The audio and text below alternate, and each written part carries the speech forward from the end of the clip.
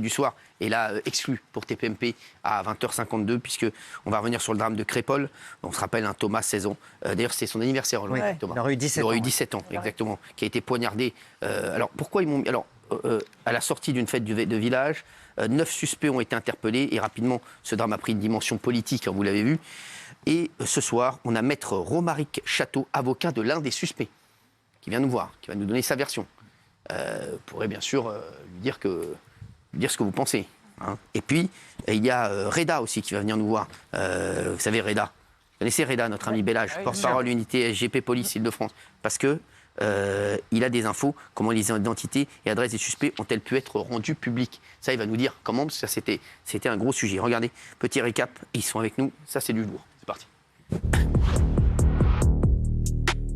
Il y a un peu plus de 2 semaines, la France découvrait avec effroi le meurtre de Thomas, 16 ans, tué alors qu'il était à une fête de village.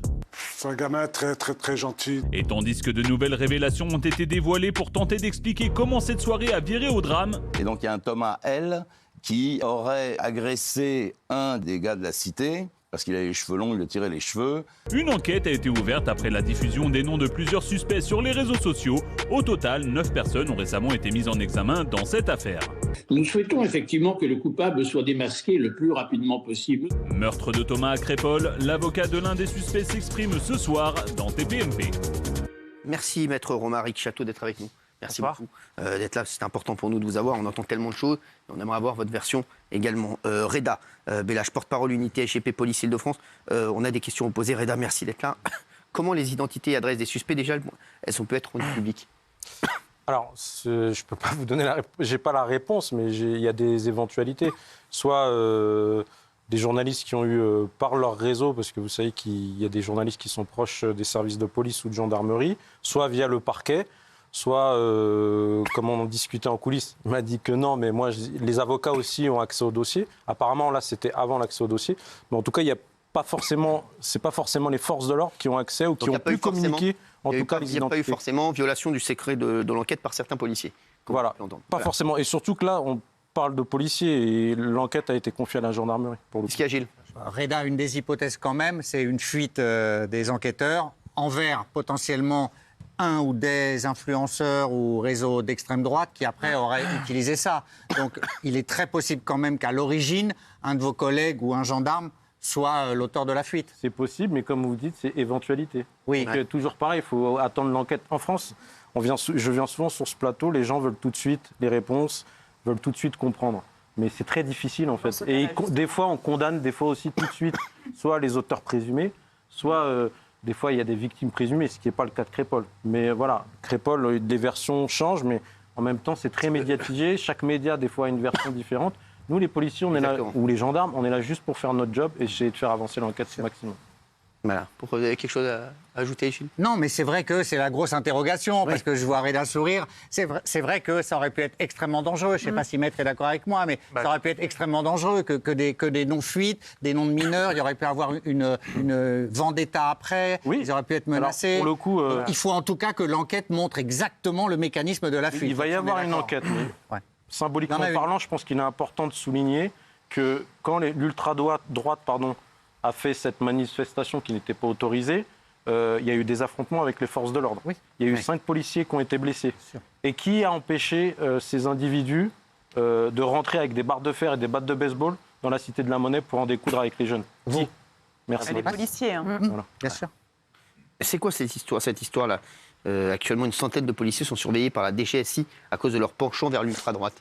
Bah écoutez, ça, il y a une enquête qui est en cours. Je travaille pas pour eux, je travaille pas pour ce média-là en tout cas. Mais comme je le dis souvent, la police est à l'image de sa société. Vous avez des gens qui ont peut-être certaines idées et qui font partie de réseaux ultra-droite comme ultra-gauche ou autres. Mais pour nous, si c'est le cas, je dis bien si c'est le cas, ils sont poursuivis administrativement toutes les semaines. Nous, organisations syndicales, on siège à des conseils de discipline. Et en général, les gens qui communiquent sur des plaques d'immatriculation, par exemple, qui communiquent avec des garages ou des fois des gens encore plus mal intentionnés, ils sont sanctionnés, voire révoqués, toutes les semaines. Alors, Reda, avant qu'on entende Maître Romaric Château, avocat de l'un des suspects, des 9 suspects, bien sûr, 9 individus qui sont suspectés du côté de Romans-sur-Isère, Vous, la version que vous avez, c'est laquelle? Non, la version, c'est que moi, j'ai pas de version officielle. Hein. Vous savez, j'ai découvert, comme vous, dans les médias, ce qui était, les faits qu'on reproche à une centaine de collègues, apparemment.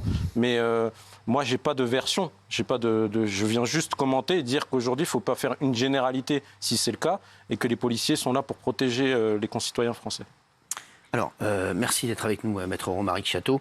Vous êtes donc l'avocate de l'un des suspects. Vous pouvez nous rappeler, vous, ce qui s'est passé dans la nuit du 18 au 19 octobre dernier à Crépol, pour vous? D'abord, 2 mots sur la violation du secret de l'enquête, parce que c'est important. Bien sûr. On ne sait pas qui a violé ce secret. Et il y a une enquête qui est en cours, elle va peut-être prendre du temps, et c'est important de laisser du temps, on en parlera tout à l'heure, aux enquêteurs pour essayer de déterminer l'auteur d'une infraction. Ce qui est certain, c'est que cette fuite, elle a des conséquences gravissimes. Aujourd'hui, les familles des mises en examen sont menacées.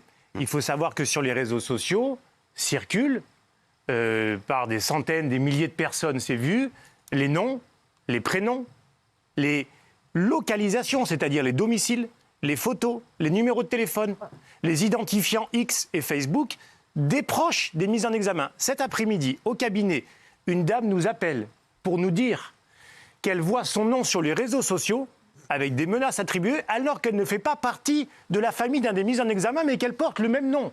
Vous vous rendez compte jusqu'où ça va? Donc c'est extrêmement dangereux. Bien sûr. Et donc il est nécessaire, et c'est pour ça qu'on en parlait dès la semaine dernière, et je suis content que le parquet ait ouvert cette enquête, qu'il y ait une fuite qui soit identifiée, et qu'on sache à quelle finalité ces informations ont été divulguées. Mais ça, c'est...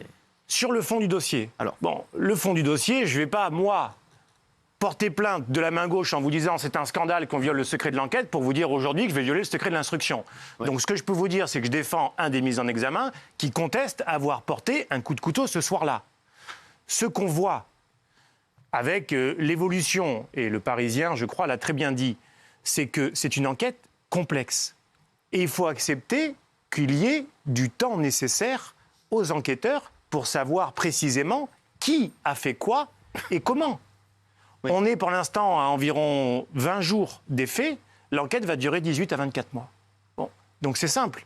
Il va falloir être patient. Oui, mais là, c'est vrai que tous les jours, on en parle. Et il y a des gens qui disent que... voilà, il y en a qui essaient de réécrire l'histoire, qu'on ne sait pas trop, que... Gilles, on en est où aujourd'hui? Après, on va poser d'autres questions quand même à Maître Romaric Château, c'est sympa. Alors, aujourd'hui, globalement, on va dire que la thèse initiale de l'expédition punitive comme ça menée contre la soirée, elle est battue en brèche par les premiers témoignages recueillis par les enquêteurs. C'est plutôt une rixe, c'est-à-dire qu'il y avait une soirée... Donc, alors, on a quand même dit ici, on est tombé sur tous les gars qui avaient dit que c'était une rixe. Donc... Vous, aujourd'hui, pour vous, c'est une rixe? Aujourd'hui... Oui, d'après... On n'essaie pas de réécrire l'histoire, comme l'a dit... D'après tous les témoignages quand même des enquêteurs, il y a plutôt l'idée d'une fête qui dégénère, avec la présence de jeunes de Romans-sur-Isère, 4 qui étaient déjà à l'intérieur, qui étaient venus... pour un avec un couteau, il faut le dire, que le vigile avait désarmé. Ça, c'est très important. Ah oui. Les autres jeunes de Romans-sur-Isère restent dans leur voiture. Ils sont là, dans des voitures. Ils boivent de l'alcool. Ça, c'est sûr. Et ils sont armés. Non, mais déjà ton histoire... Excuse-moi, voilà, Raymond, on arrête. Non, mais écoute-moi. C'est dingue, excuse-moi. Oui, c'est dingue. Écoutez, excusez-moi, maître. Hein, mais excuse-moi. Excuse-moi, une soirée avec un couteau et des mecs qui attendent dehors. En train de s'accuser avec des armes. Mais moi, je prends pas parti, Cyril. Non, mais qu'est-ce que t'en penses? Il relate les faits, mais quand tu relates les faits, c'est quand même curieux d'aller dans une fête. Oui. De 4 dedans déjà, un qui veut rentrer avec un couteau, tu vas pour faire la fête ou je sais pas. Non mais justement, est-ce qu'on n'essaie pas de réécrire l'histoire? Non, là je pense que là, avec cette version-là, Cyril, quand on dit qu'ils sont venus avec des couteaux, on est honnête. Ouais. Et ils se sont heurtés après un clash entre 2 personnes à l'intérieur de la soirée. Ces 2 personnes sont sorties dehors et là les 2 bandes se sont affrontées. Et ce qui est vrai, c'est que on va dire que les rugbymen, eux, se sont battus avec leurs poings et les jeunes de Romans-sur-Isère avaient des couteaux. Et le jeune Thomas a été poignardé à mort. Oui. Voilà. Ça, je pense que c'est une présentation, je ne sais pas si Maître est d'accord, c'est une présentation assez factuelle de la soirée, mais qui n'exonère pas de responsabilité les jeunes de Romans-sur-Isère. Bon, se transporter avec un couteau, c'est un délit. Donc il n'y a pas de débat là-dessus. La personne qui est venue avec un couteau, elle doit être condamnée. De même, la personne qui a porté le coup mortel ou celle qui a porté des coups pour tenter de tuer une personne, elle doit être condamnée aussi. Il n'y a pas de débat là-dessus. Mais tout le monde est d'accord. Tout le monde est pour la justice. La question est de savoir Qui a fait quoi précisément? Bon, on a eu très rapidement dans les médias des déclarations des politiques qui ont tiré des conclusions sur un dossier qui est en cours de construction. Non, mais, maître. C'est ça le problème, si vous voulez. Quand on entend aujourd'hui des gens, alors qu'il y a quand même un garçon de 17 ans aujourd'hui, c'était son anniversaire aujourd'hui, qui est mort, et on entend aujourd'hui, quand j'entends différents médias, excusez-moi de vous dire ça, on a l'impression que c'est Thomas le méchant dans l'histoire. Excusez-moi, c'est ce que j'entends. Mais il faut quand même avoir beaucoup d'humilité pour commenter en direct, comme on l'a fait nous, un fait divers, alors qu'on n'a pas encore tous les tenants et les aboutissants. Il y avait des dizaines et des dizaines de personnes. On a tendance à oublier qu'il y a un garçon de 17 ans qui est mort. Je suis désolé de vous dire ça. Et aujourd'hui, moi, quand j'entends et Thomas, il a fait ça, et Thomas, il a dit ça, et Thomas, je suis désolé. On est obligé de savoir ce qui s'est passé quand même excusez-moi. précisément. Mais il peut avoir mais il faut qu'on connaisse le déroulé des faits. Oui, mais tu viens pas. Même si la réalité, c'est qu'il y a non,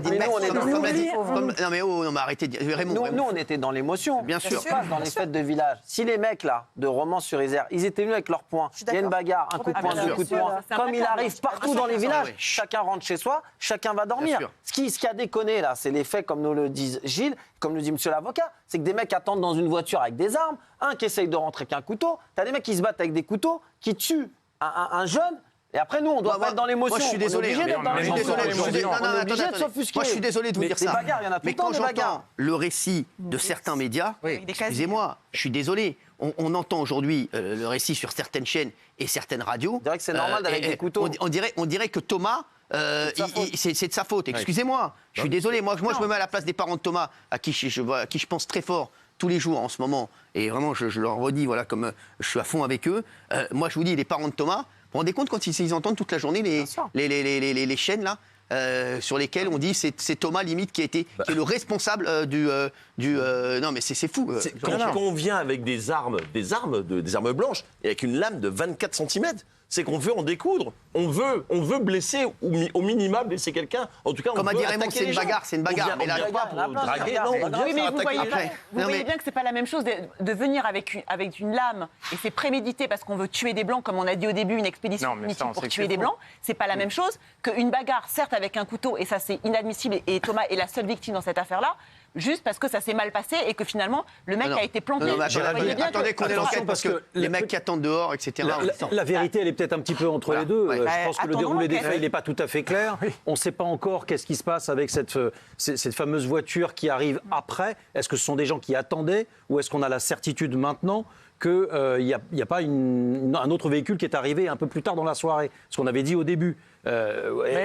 Il faut accepter. Ce que je veux dire, c'est qu'entre l'hypothèse de la bagarre et l'hypothèse déjà, il y a une de jeunes qui sont venus a posteriori, peut-être que la situation elle est un peu entre les deux. On ne le sait pas encore. Peut-être. Moi, je n'ai pas aujourd'hui de conclusion à vous apporter. La certitude, si vous voulez, c'est que la souffrance de la famille, tout le monde la comprend. Et l'émotion que vous témoignez, chacun l'entend. Et c'est normal. Et personne n'a dit, en tout cas moi j'ai pas entendu, que Thomas pouvait être coupable de quoi que ce soit. Quand on entend certains médias, c'est devenu, j'ai entendu l'édito de Patrick Cohen, bon, il n'était que lui, qui disait, voilà, quand tu écoutes son édito, tu as l'impression qu'il dit, qui dit, voilà, c'est Thomas, là, en limite, Thomas, voilà, il a bien cherché. Mais non seulement il n'ose pas dire ça, il a bien cherché. C'est ce qu'il sous-entend, clairement. Il dit que et quand on entend parler de rixes, pardon, mais on pense à une querelle, on pense à une petite bagarre, on parle d'un jeune homme qui est mort et qui a perdu la vie, donc il n'y a pas de débat là-dessus. Et quelqu'un qui vient avec un couteau à une soirée, ça témoigne d'un caractère prémédité tout de même, en tout cas de. Non, c'est pas nécessairement un caractère prémédité, parce qu'il y a des gens, on les voit, ils sont jugés chaque semaine au tribunal, qui se promènent avec un couteau dans leur voiture, dans leur poche, etc. Ils n'ont pas forcément l'intention de tuer. C'est pas parce qu'on a un couteau sur soi qu'on va tuer une personne. Mais il ne faut pas se transporter avec un couteau. On est bien d'accord là-dessus. La question qui se pose, et c'est pour ça qu'il faut être prudent, c'est qu'encore une fois, l'enquête, elle va être longue. Aujourd'hui, on a des éléments qui sont importants. Le procureur l'a rappelé. C'est les témoignages. Il y a beaucoup de gens qui ont été auditionnés. La difficulté, c'est laquelle? C'est que ça s'est passé à la fin de la soirée, 2h du matin. Probablement des gens alcoolisés. Voilà, vous avez compris. Beaucoup de gens ont participé à la bagarre. Donc évidemment qu'il y a du stress. Il y a une situation qui est subjective. Et donc, il n'y a pas des témoins extérieurs, sereins, calmes, qui peuvent dire de manière objective ce qui s'est passé. Donc on a des témoignages contradictoires, c'est ce que nous a dit le procureur de la République. Ensuite, l'enquête va continuer. Analyse ADN, pour savoir. Peut-être qu'il y en a qui disent qu'ils ne sont pas sur place, l'ADN va être retrouvé. À l'inverse, peut-être que des gens aujourd'hui sont mis en examen, on va trouver l'ADN d'autres personnes qui peut-être sont en fuite ou en tout cas ne sont pas identifiées. Il y a des actes comme ça qui vont être déterminants pour comprendre ce qui s'est passé. Donc il y a un drame, c'est normal qu'on soit tous émus, mais il faut être prudent parce que pour l'instant, l'enquête n'est pas terminée. La plupart des gens qui parlent du dossier n'ont pas accès au dossier, donc c'est quand même compliqué de parler d'un livre quand on ne peut pas l'ouvrir. Et donc c'est pour ça qu'il faut être extrêmement prudent. Ça n'enlève rien au caractère dramatique de ce qui s'est passé. Guillaume. Est-ce que vous ne croyez pas que les gens dont parlait Cyril, qui en quelque part minimisent les faits, le font dans un but politique et en fin de compte ne s'intéressent même pas à l'affaire, mais uniquement pour faire de la récupération politique? Moi, je suis avocat, je ne suis pas aujourd'hui là pour faire de la politique. Mais ce que je comprends, c'est que quand j'écoute les uns et les autres, j'apprends plus sur leurs opinions politiques que sur la réalité du fond du dossier. Et donc, il y a une instrumentalisation du dossier qui peut être d'un côté et de l'autre.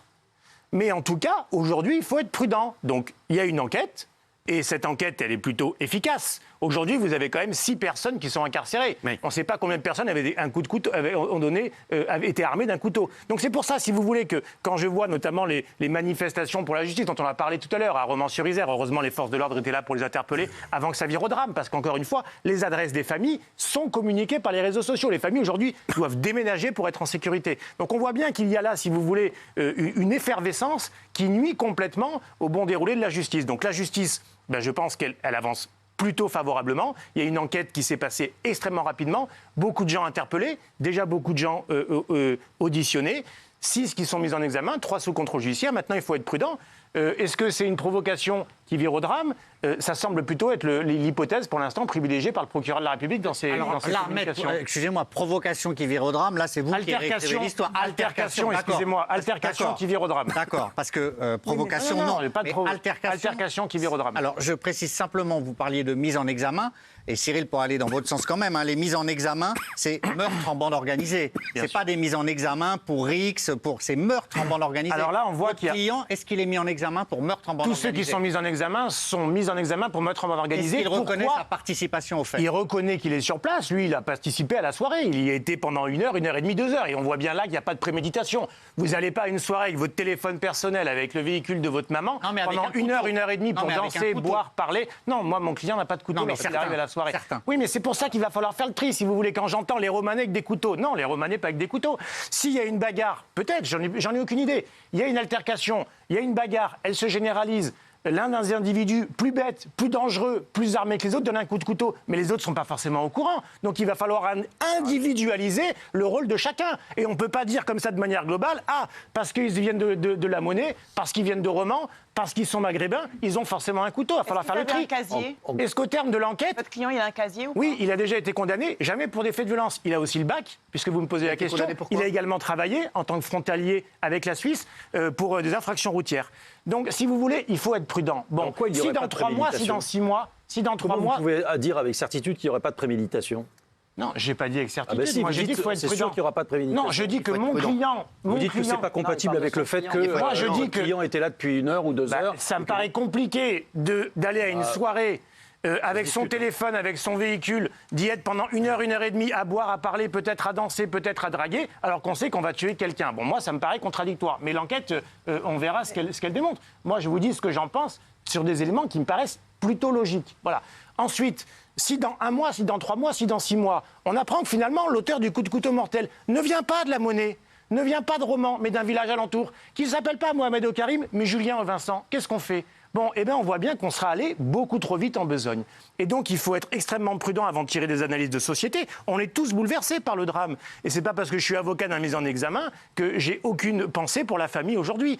Mais il faut être prudent et se dire qu'on a une enquête qui est en cours de construction et qu'il va falloir attendre les investigations supplémentaires pour déterminer de manière précise le rôle de chacun. Non, mais ce qu'on disait, c'était pas contre vous. On disait... Non, mais je ne l'ai pas pris comme ça. Aujourd'hui, il y a certains médias... Quand tu les écoutes, tu as l'impression que Thomas, limite, il a cherché, quoi. C'est un truc de fou d'entendre ça. On ne peut pas entendre ça, je suis désolé. Ils ont oublié le drame de la mort de Thomas. C'est ça, ouais. Et ça, ce n'est pas exactement. Et ils ont oublié beaucoup de témoignages de gens qui ont carrément cru que c'était un attentat tellement c'était violent. Et ceux qui attendaient dehors en buvant des coups, qu'est-ce qu'ils demandaient à ceux qui sortaient fumer? Ils demandaient si on était toujours fouillés. pour rentrer. Pourquoi? Parce qu'ils avaient des couteaux et ils attendaient devant ce bal. Ils venaient pour s'amuser, ces gens-là, excusez-moi. Moi, je ne peux pas entendre qu'ils venaient pour voir des filles, parce que c'est ce qui circule. Vous venez voir des filles, draguer des filles dans un bal avec des couteaux comme ça. Il faut déterminer le rôle et l'action je dis pas, ils de étaient chacun. pas armés, mais ceux de l'extérieur, excusez-moi. Et quand on sait qu'ils sont partis en voiture et que certains, et qu'on a entendu des coups de feu, tout ça, on l'entend pas beaucoup, excusez-moi. Donc, alors maintenant, bien sûr, l'enquête commence, mais il y a des choses qu'on entend beaucoup et des choses qu'on entend beaucoup moins. Donc moi, je veux qu'on entende ces choses-là aussi. Ça, je les ai pas entendues. Voilà, parce que moi, je lis tout, les petites lignes et tout ça, mais si vous écoutez la petite musique, c'est une altercation. Vous avez parlé encore une fois de quelle petite la petite musique, c'est là. Regardez, provocation, altercation. Je suis désolée. Imaginez le pauvre jeune homme qui a peut-être, c'est vrai, tiré les cheveux de ce. C'est une rixe. Je suis désolée, c'est point contre point. Une rixe. De qui cette petite musique? La petite musique des hommes, des politiques, de l'extrême gauche, ça les arrange si c'est qu'une rixe, excusez-moi. Et l'extrême droite, ça les arrange si c'est un meurtre raciste. Je suis d'accord. Chacun, c'est hallucinant. Je n'ai pas le souvenir qu'un fait divers aussi atroce est divisé à ce point-là. Il y a deux camps, il y a deux versions qui s'affrontent. Il y a juste un jeune homme qui est mort de 17 ans. Et c'est fou, quoi, parce que moi je pense... Mais c'est vrai qu'un déroulé des faits, il n'est pas complet. Je pense juste aux provocations, aux bagarres, ce que peuvent entendre les parents de Thomas en ce moment, le jour de l'anniversaire. Mais moi, il faut penser, donc il faut être très prudent, et il faut aussi entendre ça, parce que le vigile, c'est pareil, il y a eu un mort, il y a eu un Thomas, mais il y en a eu un autre qui a échappé à un coup de couteau dans la gorge parce que le vigile, vous savez, le vigile a été blessé à la main. C'est parce qu'il a mis sa main devant et on visait sa gorge. Donc les rixes comme ça, excusez-moi, les rugbyman, une chose est sûre, c'est qu'aucun n'avait un couteau. Ça, on en est sûr. Donc voilà, donc moi je pense qu'il faut rétablir les choses. Et ce qui est terrible dans le récit de ces certains médias auxquels vous faites référence, c'est les raisons, entre guillemets, l'explication de l'altercation. On raconte dans cet édito que tout serait parti d'une chanson de Jul, Chiquita, et que Thomas aurait traité l'un de Chiquita, et donc que ça expliquerait ce qui s'est passé. La personne que ça aurait déclenché la bagarre, l'altercation, qui aurait provoqué le meurtre. C'est ça, c'est ça. Bien sûr que c'est ça. C'est un autre Thomas. Mais oui, il y a deux Thomas différents dans la soirée. Pardon, mais à quel moment ça explique ou ça justifie ce qui s'est passé? Mais à aucun moment, en fait, personne n'a dit. Mais il n'y a jamais de bonne raison de se battre. Il n'y a jamais de bonne raison de donner un coup de couteau à un autre. Donc ça, c'est acquis. Personne ne peut penser le contraire. Pourquoi mettre en avant ce genre de détail complètement inutile? C'est une enquête, en fait. Comment?